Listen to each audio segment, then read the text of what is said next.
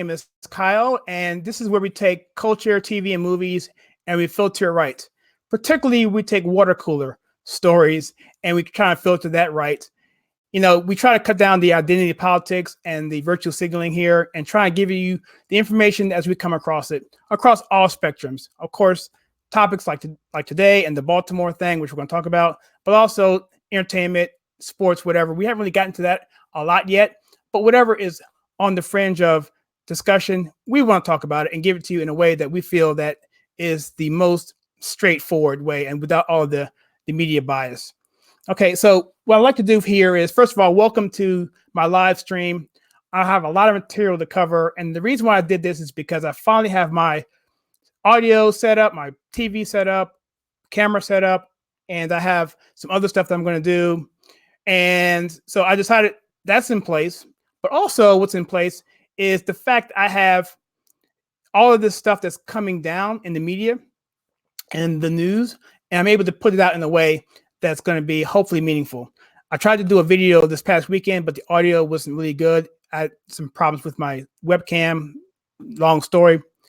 And I wanted to kind of do that, but I accumulated more information concerning this Baltimore deal with Elijah Cummings and President Trump, and now Al Sharpton's getting involved, and it's just going across the landscape. And so I want to talk about that, because it's really important to a lot of people, and I have a lot of material to do, and I just didn't have a good way of doing it quickly. And so that's what this live stream is about. So I'm going to talk about a quick story about myself. I'm going to go into the tweets that the president put out, and I'm going to talk about what Elijah Cummings responded. And of course, President Trump responded back. And I'm going to go over some of the things that are going on with other people around Twitter. And then we're going to talk about, are these accusations fair? Are they true? And if they are true, who is involved in this and why isn't it being accomplished? And finally, we're going to talk about the real end game. What does this all mean? And why are these situations like this, when you have a person criticizing a Democrat, especially a African-American or a minority, why is it such a big deal? And I'm going to tell you that exactly why. So stick around to the end and we will cover that.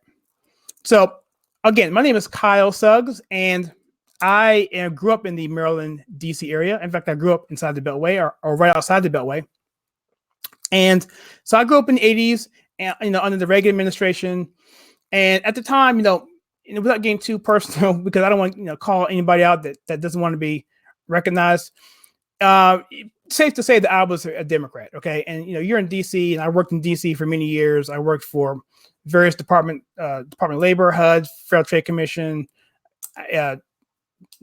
Bureau of Labor Statistics, Smithsonian for one summer. I was doing a general accounting office, and that's what it was. And so back in the day, back in the 90s and stuff, it was like the pro-black movement. You had the Arrested Development, X-Clan. You had, Malcolm X was big at the time, the whole cultural thing. You had Different World, The Cosby Show. There's a lot of Afrocentristic type stuff going on, people coming into the awareness of the black community. And I was heavily involved in that, trying to make a difference. Marion Barry was at the time, he was the mayor. And of course, that thing went down with him. And then his resurgence to come back. And I was part of that as well. So I was a very loyal Democrat. But one thing I noticed as I was driving into the city, every morning we would commute coming in from Southern Avenue and from PG County, going in through Southeast, going to get downtown, cutting through alleys because, rush hour traffic is pretty bad in the DC area. And so, we would do that. And then, but all the way, I would say to myself, why am I seeing liquor store, pawn store, and all this stuff, 7 o'clock in the morning, people outside, brown paper bags. I'm like, what's going on? You just saw the blight. And this is in the southeast DC area as we were going through, a little bit through Anacostia as well. And I'm just like, what? This is not right. And I was like, I just didn't understand. And so I'm not going to go into my story too much, but the fact is this situation with the black community was really bad. And during that time frame, DC was the murder capital of the world. I don't know if anybody knows that or not, but one year, I forget what year it was. I think it was maybe 89. There was one murder. There's like over 365 murders in that year. And I remember that because there was a big deal about it. And it was There was a murder every day in Washington, D.C. in that year. And it was terrorizing. It was terrifying to go into D.C. It really was, especially at night, even though we would go to, if you're familiar with D.C. culture at all, there's go-go music, with, Northeast Groovers, Rare Essence, EU, all that, Hot Cold Sweat, these bands were urban bands and they were really, really popular, but they would play in places that were pretty dangerous. So you go up in there, you're like, you know what, don't step on anybody's shoes because, you could take an L. So anyway, that's what I'm saying. And so the point of this is that I noticed that this was a situation, and we always blame the situation with this happenings in DC with the disparity between what we considered, well to do and not well to do was the man. It was the white man. Okay. And it was just ingrained in us that it's not our faults, it's the man, whatever. And so I'll get into my testimony my walkaway story a little bit later, but keep that in the back of your mind, because that's something that we all knew. We all understood this growing up. We even knew that people like Jesse Jackson and Al Sharpton, we pretty much knew that they weren't the real deal. The only person that got any street cred back then was Farrakhan. I mean, that's just what it was. We knew, and so at that time, that's just what it was. And so when you see President Trump putting out these types of tweets, it doesn't come as a surprise at all to me or any of us, really, for that matter, to understand the fact that this is a serious issue, and it's been going on for decades. And so let's get started with this. This is the truth about Baltimore from what I'm thinking about it. And I grew up in south of Baltimore, didn't spend a lot of time in Baltimore, but it was close enough. And I knew people from there, and it's no different, quite frankly, from other areas that are populated in the urban community. We're not seeing much difference across the country. In fact, if you even go to Oxford, North Carolina, you see the same kind of thing. It's just, and no matter where you go, I've noticed this for the past 20, 30 years, and it's consistent across the board. So what President Trump put out was this. He said, this is, actually, this may be a little bit later, but let's go through the ones I think I have them in order here. Let's go, this may be the first one here. He says, why is so much money sent to the Elijah Cummings district when it's considered the worst run and most dangerous anywhere in the United States? No human being would want to live there. Where's this money going? How much is stolen? Investigate this corrupt mess immediately. Now, I'm not going to get into the corruption of the district, but if you do a little researching, you'll just dig up a little bit and you see what you see. Okay, I'll leave it at that. And Trump knows what he's doing with this. He phrased this in a way that would get a reaction. But isn't anything he's saying here untrue? He said no human being would want to live there. That's probably what people are really hitting him hardest with. But, and is that a fair statement? So we'll save that thought and we'll go on to the next tweet here. This is what Elijah Cummings said. He said, this morning, President Trump attacked Elijah and the city of Baltimore again on Twitter. I'm trying to figure out why is he talking in the third person there. Anyway, but insulting tweets will not deter or distract him from his mission to ensure the survival of our democracy. Show your support by signing your whatever. So I guess he has the representative tweeting this. Okay, whatever. And so I'm not sure which tweet this was. Make sure I got this right now. This is all right, let's just go ahead. Let's go forward. We'll keep in order. And then Trump comes back and says, if racist Elijah Cummings, and by the way, he called him King Elijah today. I think that's pretty hilarious. If racist Elijah Cummings would focus more of his energy on helping the good people of his district, and Baltimore itself, perhaps progress could be made in fixing the mess that he has helped to create over many years of incompetent leadership. His radical oversight is a joke. Well, I mean, that's what he said there. And so what I'm going to do now is I'm going to go through some tweets that are reactionary to this. And this is Charlie Kirk from Turning Point. He said this. He said, did you know in 2017, report found that 13 high schools in Baltimore had 0 students proficient in math.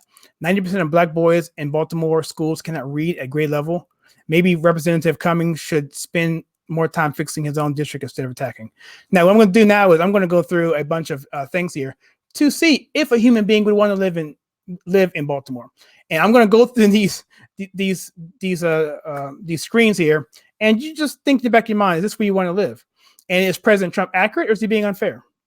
Okay, now, this is a funny one here. This has been all over the internet. This is Greg Gutfeld. He said, Trump's about to execute a white supremacist while trying to free a black rapper from jail as he pushes prison reform that directly benefits families of black men, while calling out a city where minorities are victims of crime and blight. If Trump's a racist, he sucks at it. I agree. And this is kind of like a play on other things he's done this week with, I'm not going to get in. I'm not ready to talk about this particular thing with the rapper and, freeing the white supremacists, all that stuff, but you can look that up and find out what he's doing there. But the point is that this all ties into what he's trying to do. He's trying to help these communities. He's trying to help America be great again. You can't have the country be great if you have a whole section of it not doing so well. So I think President Trump cares. And how can he have a situation where he's trying to bring America back to its to greatness and have so much happen to people who are not being able to take a part in the American dream? Ronald Reagan get a lot of slack. Ronald Reagan takes a lot of criticism from people on the left, and who basically say that, well, yeah, sure, the economy did well, our military did well, whatever, but he didn't care about black people, drugs problems, and everything went on, and so he gets criticized a lot for his domestic policies.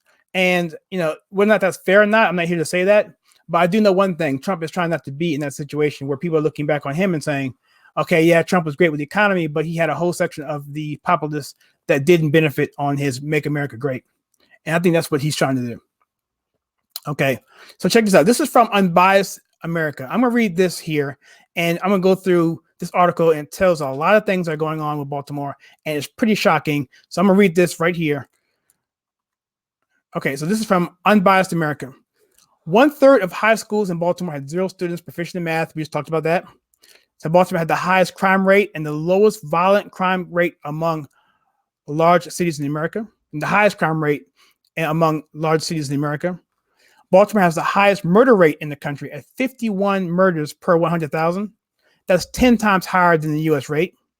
If Baltimore were a country, it would have the 4th highest homicide rate in the world, behind only El Salvador, 61.8 murders per 100,000, Jamaica 57, and Venezuela 56.33. All these links are here. It's documented, so you can go check this out. In 2017, the drug overdose rate in Baltimore reached 85.2 per 100,000, or 4 times the national rate. That's almost the equivalent of 0.01% of the city's population dying from drug overdoses in 1 year. Baltimore ranked 129th out of the 150 biggest cities in terms of quality of governance.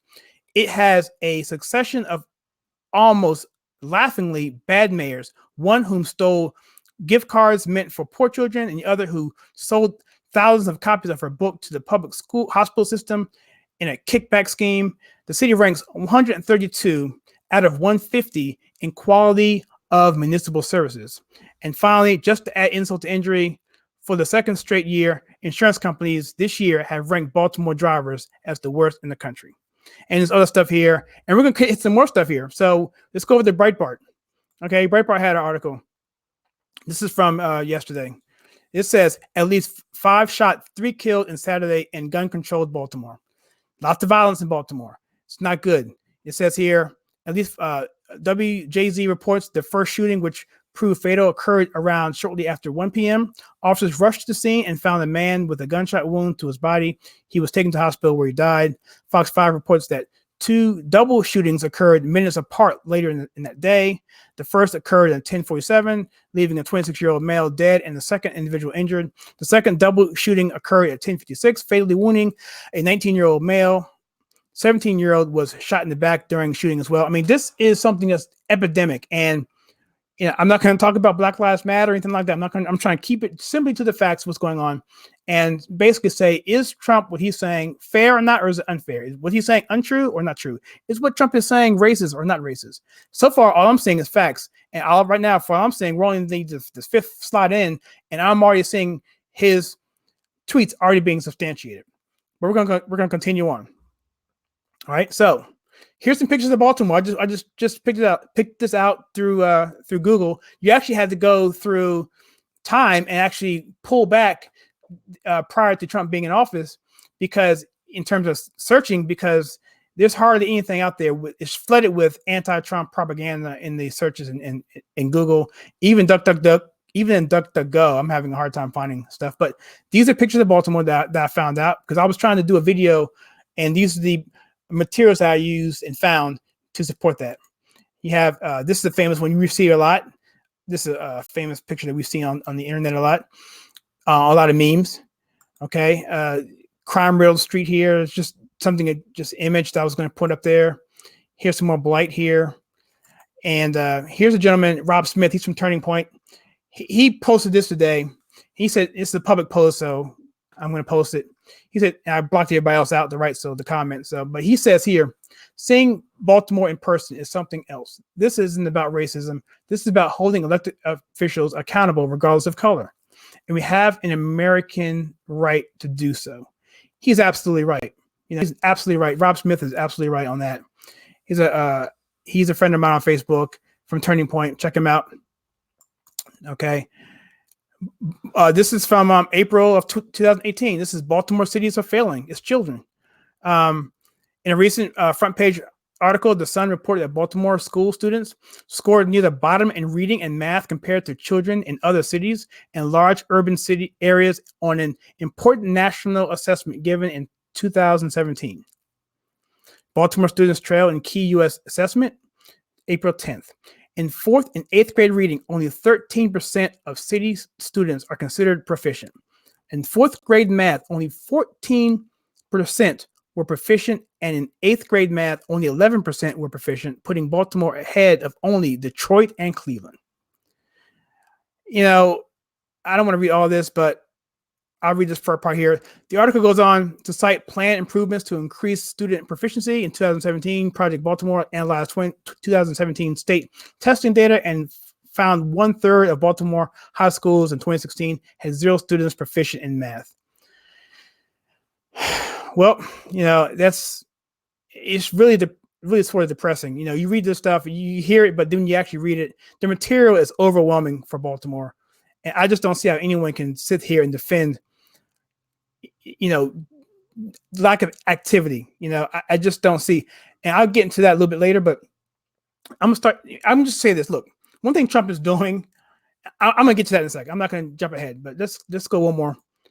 So this is a good point here. So this is what I put on Facebook a few days ago or whenever it was, and it was to response to a person who was basically saying, what Trump said was racist. It wasn't funny. It wasn't right.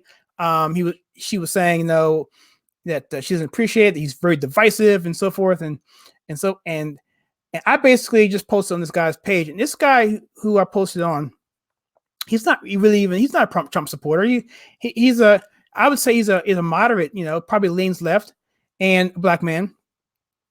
And yet he sees the situation. He's from Maryland as well. And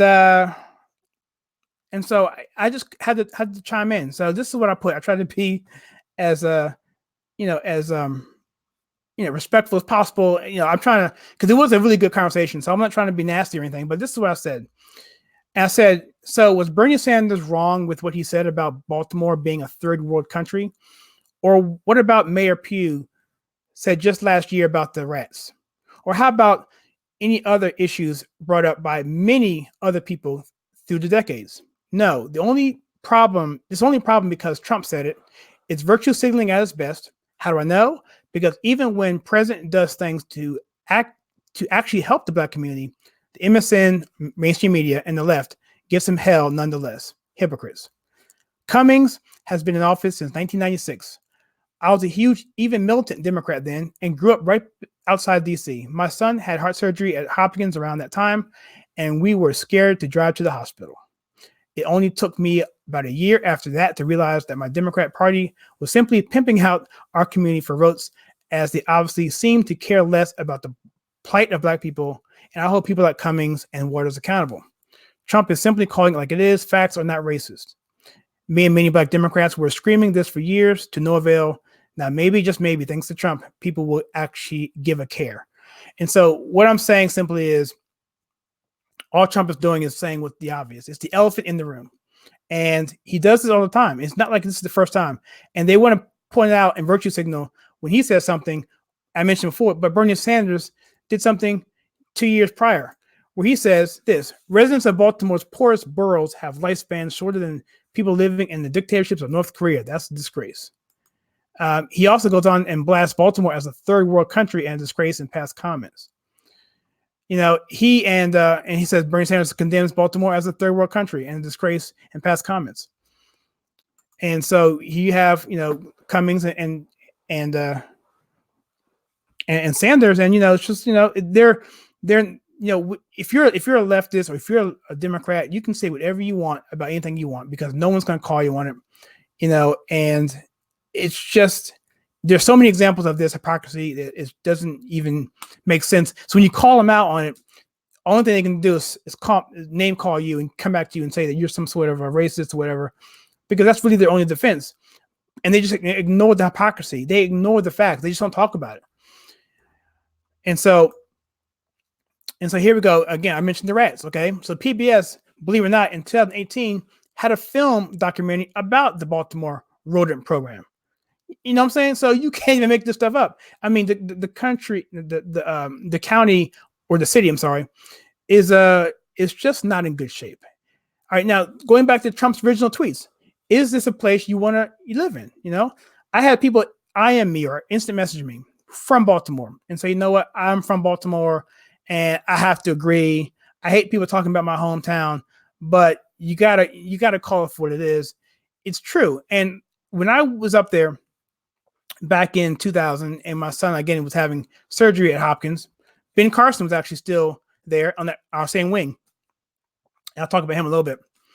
And the hospital is fabulous. By the way, Johns Hopkins, those people there, they are top notch.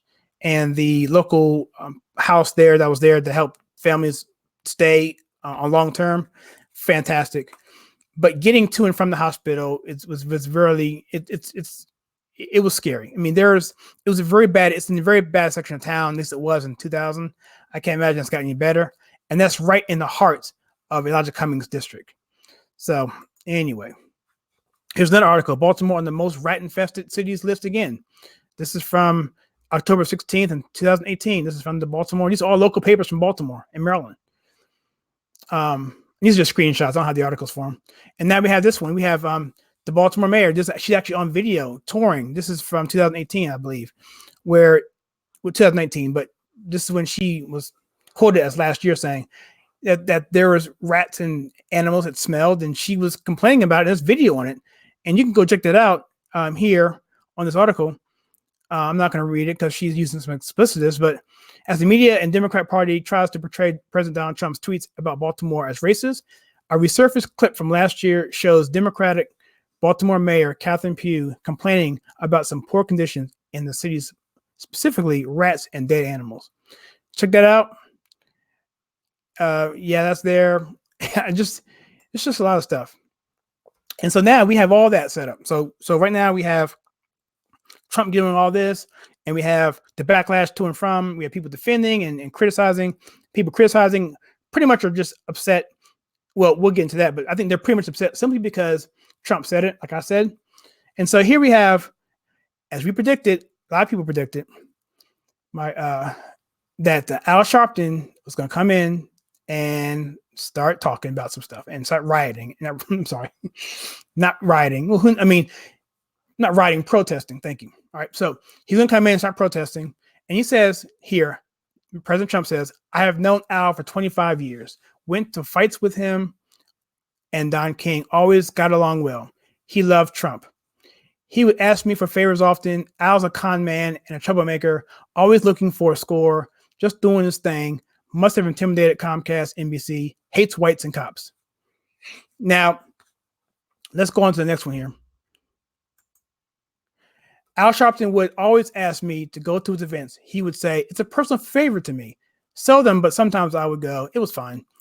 He came to my office in Trump Tower during the presidential campaign to apologize for the way he was talking about me. Just a con man at work. And it's funny because Trump actually said this in the campaign in 2016. I remember him saying that. They asked him about They asked him about Jesse or it's about Al. He said, Al's a con man. And he just said straight up, this is what it is, and he just does this thing. And so let's just go back to the original tweet. I'm going to break it down. So you have Al Sharpton here at the bottom. He's going down the escalator. He says here in this tweet, arrived in D.C. from Atlanta, headed to Baltimore. Long day, but can't stop. Okay, let me tell you what's going on here. And I hate to say this, but what's going on simply is this, is that it's very, very important for Black people to think of themselves from if I'm thinking as a Democrat, it's very important for Black people to stay victims. They must have somebody to blame, because if they don't blame somebody else, they're going to have to look inwardly about themselves, or who is the real victim of, or who's the real culprit of why they are in the situation that they're in. Democrats can't have Black people looking at their leaders. Democrats can't have Black people looking at the Democrat Party or looking to themselves to better themselves, to get up out of their situation and pay taxes and move on. And if I'm wrong on this, can someone please tell me or show me a situation where this has ever been the case? The Congressional Black Caucus has done absolutely nothing. When I was a Democrat back in the 90s, the Congressional Black Caucus was a total joke, and we knew it. People who were really down with the the cause, the Black cause, whatever, and knew what was going on. The Congressional Black Caucus, we knew, were a fraud. That they were just there just to pad their own coffers. That was it. And we knew that's why people like Farrakhan would come up, and people in the Nation of Islam, and Naim Akbar and Leonard Jeffries in New York. These people like that. I mean, people would flock to them because they were outside of that political realm, and they had some information that we thought that they could give. And so we knew this. And so looking back at this now and seeing this now today, 20, 30 years later, it's really disheartening, because it's the same old thing. They bring people like him into the community to rile them up, to get them thinking race. Don't worry about this over here. We got to worry about the big bad boogeyman over here, this big bad Trump over here. Even though Bernie Sanders is saying the same thing, even though many people in their own parties are saying the same thing and have been saying the same thing for many, many years. And he's just there to stir things up. Even though the people there don't even respect him. They don't. He's just there to stir up the anger, stir up the hate, and get the diversion away. Because if they don't do that, they're going to force people to look at the situation closely. And that's what Trump's trying to do. He's trying to make America great again, not just make one portion of America great again. He wants to make everybody great again. He's come after everybody, Black, white, Hispanic, whatever. It doesn't matter. Since when it doesn't matter. Trump doesn't care. He doesn't care. One of the reasons why we love Trump so much is because he is not bought and sold by these politicians, these lobbyists, these special interest groups, and these PACs. First thing he did when he came in office was get rid of the lobbyists.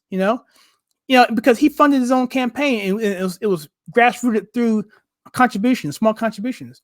And so that's how he rolls. And because of that, he's a self-made billionaire. You can say what you want. He was started with maybe 100 million, but turning that into $1 billion is very difficult, especially when he lost the whole thing in the 90s. When 1990 happened, he pretty much lost everything and started over again. So y'all want to talk about Trump being whatever. Trump is, you trying to get you a billionaire over twice, see how easy that is for you to do. Steve Jobs did it, but let's see you try and do it. It's not easy. And to downplay that is just silly to me. But that being said, that's what he wants to do. He wants to raise his country up, and by saying these things, by using Twitter the way he does, because the MSN, the mainstream media, will not give him the proper airtime for that. They're going to we're at the point now where the media is a gloves off, attack mode, DNC fully backed monster. It is. It's just totally all in for the Democrats. And so Trump's only outlet is to use Twitter and to use the bully pulpit where he can. But Twitter is the most powerful because he's got so many followers and it spreads on social media. It gets the discussions going. You got me here, at 10:30 at night talking about it. And so that's what this is all about. It's to get the conversation going. And you think that this would be politically challenging for him to do, if he was really trying to, diss Black people, he wouldn't even bring these things up. And because he would not want to divert attention from himself, because he would know that he's being called these names, so why even mess with it? No, I think he's doing it because he cares. It's that tough father who comes in after the kids have been goofing off all day and with no instruction, and now he says, okay, now y'all gotta do your homework, you're gonna do your chores, you're gonna say your prayers, you're gonna go to bed. Is that kind of adult in the room mentality that Trump's bringing to us, where we have a society of elitism and entitlement, and it's just a situation where we just don't, have any sort of sense of community outside of ourselves. It's very much a me driven society. And I think what Trump's trying to do is trying to bring light to things like this, so people can think outside of themselves and look at real issues and not be totally bought and sold by the media that spins everything that they want them to hear to them. And so that's my take on it. And Kenny talks about here about him being, a Trump Tower coming up in there and asking him for favors. And here we have Donald Trump calling New Hampshire a drug-infested den back in the 2016 campaign. So, like I said, Trump doesn't care. They say that he doesn't go after white communities. Well, he does. He has no problem doing that at all. So, so let's get into this. Begin to wrap this thing up here. I want to just kind of bring this thing up full circle and try and give a little positivity here. Here you have Thomas Sowell, in The Intellectual, the great Thomas Sowell. He said this today: intellectuals may like to think of themselves as people who speak truth to power, but too often they are people who speak lies to gain power. It's very powerful. Lies to gain power. We're seeing that all the time. Okay, so here you have a Republican woman who exposed the conditions she's now under attacks from leftists. So you have a black woman who brings up the truth. Next thing you know, she's under attack. So Republican strategist and political commentator and activist Kimberly Chi, how about I pronounce that right, is facing massive backlash from leftists after she exposed the full magnitude of conditions of Elijah Cummings' congressional district in Baltimore. The video shared by Klekick in the segments in Fox News portraying Cummings' district as far more unlivable and objectionable than those at border detention facilities. Even though Klekick is based in Baltimore, not to mention she is a black woman, the woke left is blindly attacking her without looking at the facts. I think it's Klekick. We'll go with Klekick. All right. Instead of being applauded for exposing genuine people, Klekick now faces attacks from the media hackers and everyday trolls. She explained on Twitter. Let's see here. She says here, she tweets, "So I'm receiving calls that reporters are working on a hit piece on me. It's truly disappointing. Residents asked if I could help get the trash removed. I filmed it. I posted it. You would think," I missed it there. I lost it.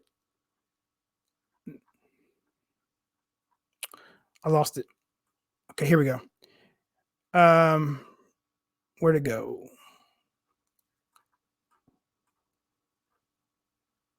You would think people would be upset with their brothers and sisters are living in those conditions. So she's basically attacking. So basically it's the messenger, not the message, right? They attack the messenger, not the message. They can't deal with the message, so they attack the messenger. And because we live in a society where people aren't called on their stuff, that the media is going to back you no matter what you say, because they're going to ignore the elephant in the room. They're going to ignore the facts. They're going to call facts racist, whatever they want to do. They're going to deflect, whatever they can do. Just don't look in the corner over there at the real problem. Look over here where we want you to look. As long as you do that, you're going to be attacked. And that's just the narrative. That's just what they're pushing. And so that's why I like this channel so much, because I can see these things and put it out there when I see it, and help to, for the people who are watching, to help educate people mentally of what's going on. Because once you understand the goal, pretty much to keep power at all means, to keep people pretty much ignorant to the situation and just voting. You have a situation now where you have this thing called people of color. Okay. People of color.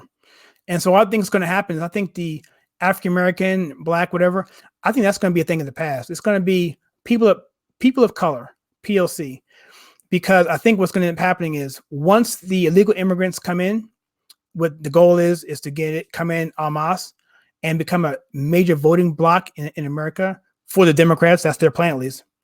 Then the Black community is going to be less important from a political standpoint. Okay. And so, because they've been using the Black vote for a long time just to get their way, whenever you get the Black vote at a 98% clip for women, Black women, and 92% overall, that's a huge number. And if you were to get anywhere from 12 to 15% of that vote, it's doomsday for the Democrats. And we saw that, in Minnesota. Sorry, we saw that in Michigan and Philadelphia, Pennsylvania. So, so with people of color, the thing is, I think they're going to clump them all together so that they can soften the blow to Blacks who are going to be totally disenfranchised.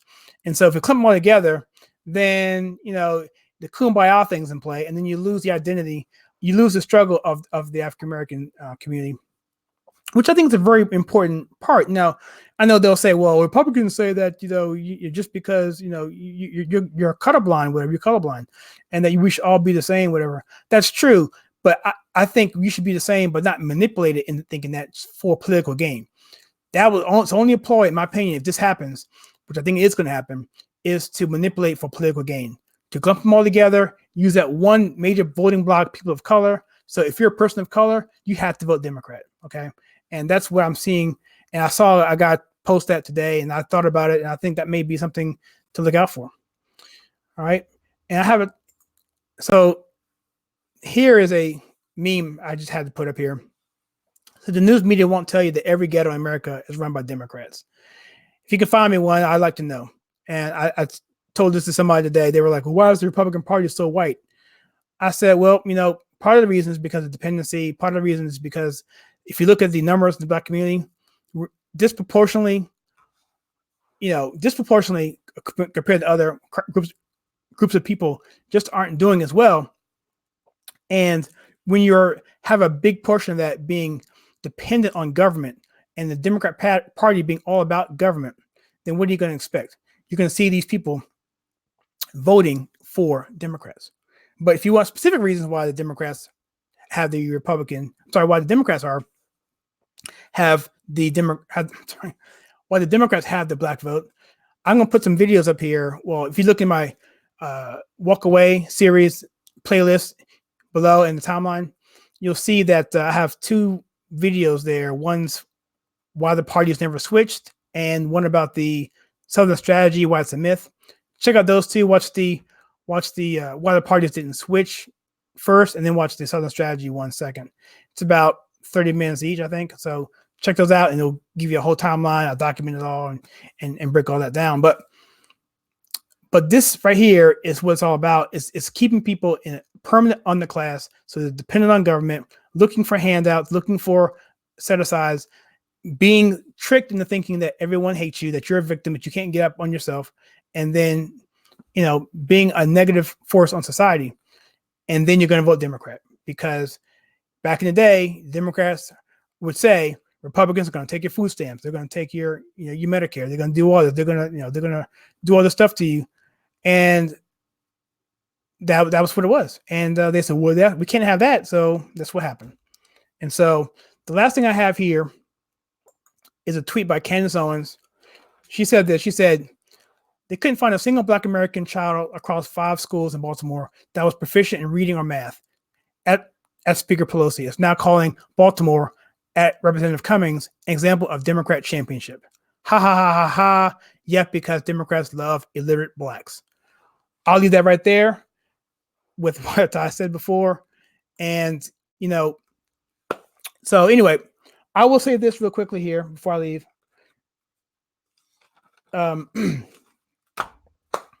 Ben Carson was on Fox today, and he was being interviewed. I think he was on, I think it was Tucker Carlson. And he's from Baltimore. And if you know Ben Carson's story, Ben Carson was a hero in the Black community. He was like the man. I mean, he was the person that grew up in very bad environment. His mother couldn't read, the story. And she would take him to the library, make him do book reports, and she couldn't read them, but they didn't know that, and so forth. He became a a world-renowned brain surgeon, was the first one to separate successfully twins joint at the head. And so here you have a guy, he does this, and one day he gives he's at a speech with Barack Obama, and he calls him out with Obama there. And that's pretty much where he became hated by Black America and by liberals. And so he came on and said, you know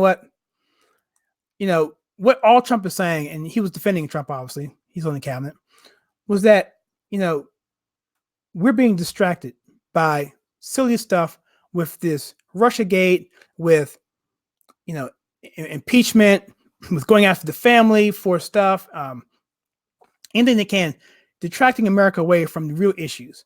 And so all Trump was saying was that, hey, why don't you look at your own districts first? Why don't you look at your own communities first before you come, looking at me, and that was what he was saying. And the thing that Trump's been doing with opportunity zones, employment being up, wages being up, manufacturing being up, he's doing a lot for the Black community, prison reform. He's just doing a lot. And, that, like I said before, that elephant in the room never gets reported. That hypocrisy doesn't get exposed because the media doesn't ever talk about it, because they would just expose themselves. So when they do, they just don't talk about it. They just ignore it and let it go on until the next thing happens, to the next news cycle. It's all it is. And the people who just are just not paying attention, well, that's what they're gonna have. That's what they're gonna see. They're gonna go off the misinformation, and they're going to think that they actually think that the Russians actually came into America and changed voting machines to vote for Trump over Hillary. They believe that, and that's something that that's absolutely was not true. I think at the most it was 10,000 Facebook ads, whatever, and that was the extent of it. But there was collusion. But they take that action and make it out to be something that's totally untrue and unfounded. Mueller himself said that there was no American at all who was involved in Russian collusion, and that there was no evidence of that at all. And so we need to focus more on what's going on in our country. We have immigration crisis at the wall. We have solutions that can happen, closing the loopholes, in the lottery system and all of this catch and release. It can be resolved and fixed, but it's not being done because, again, if you think back what I said before, the main goal for the Democrats is to gain power. How are they going to gain power? Through votes. How do you gain votes? Get people to vote for you. How do you get people to vote for you? Have good issues. What if you don't have good issues? Well, you tell the people on the side, you go the fear side and say they're bad, or say, well, they're bad, and then say, not only are they bad, they're going to take away all your stuff that we've given you, they're going to take it from you. And so that's how you win it. And that's the whole can of worms right there. That's the whole thing. That's really as simple as that. And he even mentioned this, and I'll leave this discussion with this. And this is positive, right? This is how we get out of poverty.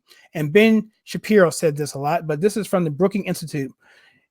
A really, really good study by a really renowned institution said that if you want to keep poverty, your chances down from poverty, keep your chances from being in poverty 2% or less, you have 3 things you can do. And this is anybody. Graduate high school, get married, and have kids after you get married. That's it. And if you do that, you have a 98% chance of not being in poverty.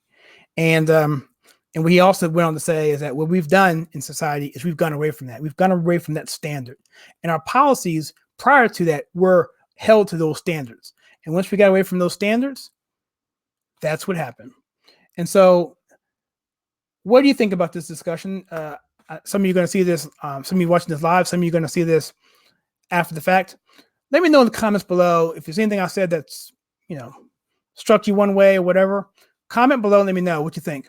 And I hope to do more of these, but especially when there's so much information I got to put out, instead of doing a video that's going to take me 2 hours, 3 hours to film, to produce, edit, and then upload, it's going to be at least 6 hours effort to do something of this length with this many graphics. I even had animations in the video that I just can't show. Maybe I'll post it somewhere. Maybe I'll post it anyway. If you want me to see that video that I did on Elijah Cummings with my animation and all that stuff, where the audio's lagging, the audio sounds good, but when you watch it, it's out of sync. Comment below, let me know. I will post that or send it to you indirectly as unlisted, whatever. But let me know. Anyway, also, if you continue to like the content where I take stuff like this, water cooler topics, politics, TV. I did a review on The Hate You Give, which is about police brutality. I did an interview with a law enforcement officer in Maryland. I do movie reviews, TV reviews, stuff like that. I got something coming up special that I won't mention right now, but should be pretty fun. And let me know. Just hit that like button, that subscribe button, share with your friends. And I'll tell you what, I will see you next time. And I will do this again pretty soon. All right. With that, everybody have a great evening, and I will check you next time.